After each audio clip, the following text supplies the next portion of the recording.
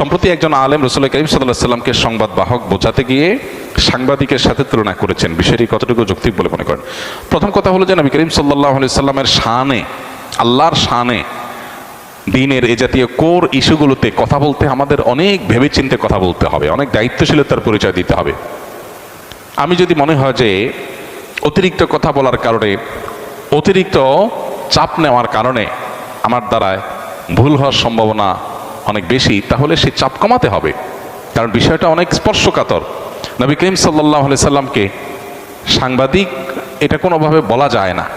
তিনি সংবাদ ওহির বাহক ছিলেন, ওহির বার্তা পৌঁছে দিয়েছেন আমাদের কাছে। তিনি রাসূলুন আমিন, তিনি নবী আল উম্মি। তাকে আল্লাহ তাআলা যে সমস্ত উপাধিতে ভূষিত করেছেন, আমরা সেই উপাধিগুলো তাকে দেব। এর বাইরে আমরা নিজেরা কোনো উপাধি যদি দেই যে উপাধিটা তার শানকে ছোট করে, তাহলে সেটা তার শানের খেলাফ, তার শানের সাথে যায় না।